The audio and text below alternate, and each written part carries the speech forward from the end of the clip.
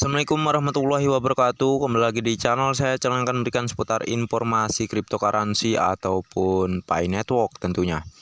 Di sini saya akan mengabarkan beberapa informasi penting terkait Pi Network ya, yang mana ini sangat menarik sekali untuk kita simak tentunya. Dan sebelum saya melanjutkan, jangan lupa untuk like dan subscribe-nya. Dan jangan lupa juga aktifkan notifikasi loncengnya agar setiap saya mengupload video terbaru tentunya kalianlah yang akan lebih awal menerima notifikasi dari setiap video-video saya ya. Dan di sini saya akan mengabarkan beberapa informasi. Oke lah, nanti kita lanjutkan. Namun silahkan disimak sampai selesai agar kalian semua tidak gagal paham dalam mencerna apa yang akan saya jelaskan nanti, oke? Dan oke, kita akan langsung saja menuju ke postingannya di sini, yang mana saya ambil dari grup sosial media saya yaitu di Facebook lah ya. Dari keterangan di sini ya, yang dibagikan oleh Pi Infinite ya, yang mana keterangannya dompet perdagangan ini mendukung nilai konsensus global dari 314.159 maksudnya ini kalau ini 314.519.000 US dollar lah, terserah lah ya. Konsensus global yang saya tahu sih 314.159, namun ini kebalik nih tulisannya. Nih ya, seperti yang kalian lihat nih di layar. Ini Pi Blocks Floor ya, Blocks Floor ini. Yang mana ini data yang pihak Kotim kumpulkan ya, yang mana kalau ada transaksi akan terdeteksi di Pi Blocks Floor ini ya tentunya. Jadi transaksi yang terjadi nih mengikuti konsensus global semua ya, dari yang tertera di sini. Jelas ya.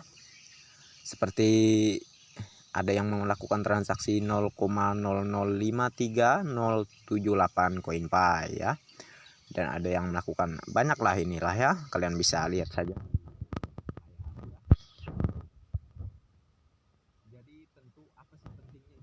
Nah, oke. Jadi ini akan mengacu pada penerapan nilai Picoin di fase open mainnet ke depan. Jikalau banyak yang mensepakati transaksi dengan menggunakan harga ataupun asumsi nilai konsensus global itu dipergunakan dalam melakukan transaksi ya, dan tercatat di Pi Blocks Floor ini, maka data ini dikumpulkan oleh core team dan suara terbanyak adalah ini, maka akan kemungkinan besar akan diterapkan untuk harga Picoin pada peluncuran open mainnet ke depan ya. Tidak ada yang mustahil, oke? Karena terkait apa yang dikatakan oleh pihak core team, saya sangat setuju sekali. Tergantung kesepakatan dari para piones itu sendiri. Seperti halnya pembentukan uang kertas yang ada di Indonesia ya. Istilahnya inilah ya, dalam segi gambaran dari perjalanan proyek Pi Network ini, dalam segi memperkenalkannya dan untuk tujuan nilainya pun itu tergantung kesepakatan. Itu tentu seperti perjalanannya uang rupiah ya, yaitu uang kertas ya, yang mana diperkenalkan, akhirnya disepakati oleh masyarakat dan terjadilah sebuah pertukaran barang dengan uang fiat gitu ya. Jadi sama halnya juga dengan koin Pi. Jadi tidak menutup kemungkinan kesepakatan yang sering sekali terjadi mengikuti nilai konsensus global, maka pada saat open mainnet juga akan diterapkan nilai yang demikian ya. Kalian tidak bisa menyangkali ini coy. Kalau udah namanya kesepakatan, dan tentu kalian tahu piones Pi Network itu sudah mendunia, bukan hanya di Indonesia. Kalau banyak yang menyepakati konsensus global, ini sebuah kesepakatan ya, bukan mengikuti perhitungan harga dari pasar gitu ya, market gitu ya, bukan. Tapi perhitungan harga yang ditentukan dan diterapkan di awal mengikuti kesepakatan ya, dan tidak menutup kemungkinan dalam bentuk nilai Pi yang sudah disepakati itu akan terjadi pada saat open mainnet ke depan. Jadi harap bersabar saja para pioners ya. Terus bersemangat, terus menambang. Biarkan orang di luar sana melakukan transaksi menggunakan konsensus global dan mendukung harga konsensus global, maka tidak menutup kemungkinan penerapan nilai Pi di saat open mainnet nanti sesuai dengan konsensus global. Dan bukan saya mengajarkan Indonesia tidak mengikuti hal demikian. Namun saya di sini ya, kalau misal kalian ingin melakukan transaksi dengan menggunakan pembayaran menggunakan koin Pi gitulah ya, setidaknya tukarlah barang yang standar saja gitu ya. Jangan terlalu terpaksa dalam menawarkan barang seperti handphone di marketplace Chain Mall Indonesia kemarin gitu ya, yang harganya sampai 600 bahkan 1000 koin Pi. Itu halunya benar-benar gitu ya, ngakalinnya benar-benar gitu. Mengapa demikian? Pihak core team tidak akan menerima yang namanya mengucilkan nilai Pi koin, tidak akan menerima. Karena apa? Karena nilai Pi ini memang sangat benar-benar tinggi. Bayangkan dalam 3 tahun membangun proyek besar ini, berapa uang yang sudah dikeluarkan oleh pihak core team. Sedangkan banyak sekali para pioners di aplikasi Pi Network tidak mengaktifkan iklannya. Jadi dari mana pihak core team mendapatkan biaya untuk membangun proyek ini? Tentu pihak core team sudah bekerja sama juga dengan proyek-proyek besar dunia lainnya ya. Dan tentunya proyek ini banyak didukung oleh pihak-pihak besar ya, yang tentunya masih belum jelas juga sekarang ini. Namun dari informasi yang saya gali dan terus gali ya, seperti yang kemarin, bahwa Elon Musk ini juga ada kaitannya dengan proyek Pi Network.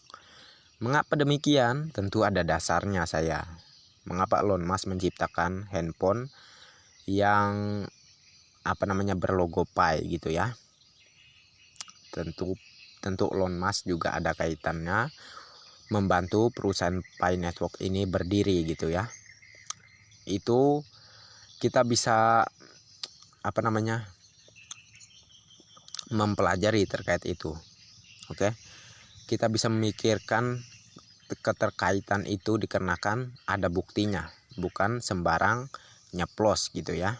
Kan udah beredar beberapa banyak berita mengenai Elon Musk yang membuat handphone yang berlogo Pi itu, yang akan segera diluncurkan pada saat tahun 2023 ke depan ya, tentunya di saat open mainnet ya. Jadi udah jelas gitu ya.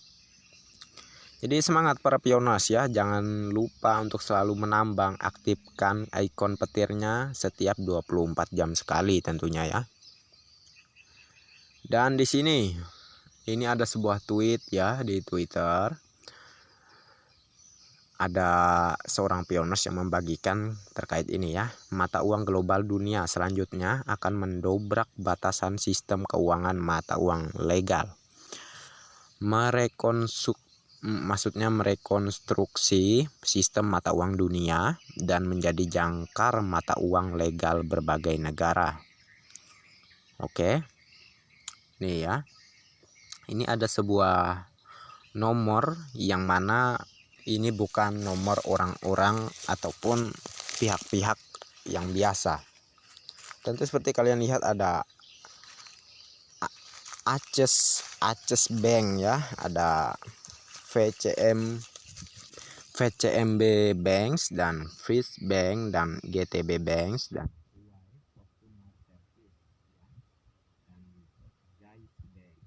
jadi ini nomor-nomor yang orang-orang yang tentunya terkenal di dunia ya, yang mana ini pihak bank semua nih kebanyakan nih ya. Sama halnya seperti di video saya yang minggu-minggu lalu ya, bahwa ada bank di Indonesia juga yang mana menambang di Pi Network. Kalian masih mengatakan ini sebuah settingan gitu ya. Jadi saya jelaskan di sini, yang mana kalau misalnya ada orang yang menambang Pi Network ya, kalian isi ini secara manual aja di HP kalian ya, kalian isi, kalian simpan nomornya, dan kalian coba masuk ke aplikasi Pi Network kalian. Nanti kalian cari aja tuh untuk memperkuat jaringan keamanan ya. Di situ ada keterangannya, cari di nomor handphone Anda, kalian klik. Nanti akan terdeteksi oleh mesin pencarian di aplikasi Pi Network bahwa nomor ini juga sebagai penambang di Pi Network ya. Jadi nggak bisa dibohongi. Oke, nggak bisa dibohongi. Kalau Anda menambang Pi Network ya, dan nomor Anda itu disimpan oleh para piones lain, maka akan ketahuan dan terdeteksi bahwa Anda juga menambang aplikasi Pi Network, akan terdeteksinya di lingkaran keamanan ya tentunya. Seperti ini ya, di lingkaran keamanan piones ini terbukti setelah dia memasukkan nomor-nomor dari beberapa pihak berpengaruh ini ya di mata dunia, seperti Access Bank ya, itu tercantum di lingkaran keamanannya ya, nomornya muncul gitu ya. Dan ini ya, nih ya, muncul. Dan untuk yang tidak muncul ini adalah yang tidak aktif gitu ya, yang sudah tidak aktif lah mungkin.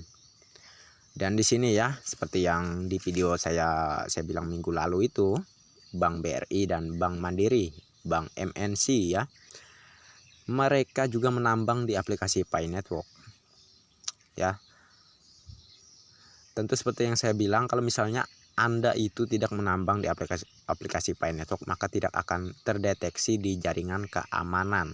Oke, kalau Anda sebagai penambang Pi Network ya, nomor Anda akan terdeteksi oleh aplikasi Pi Network.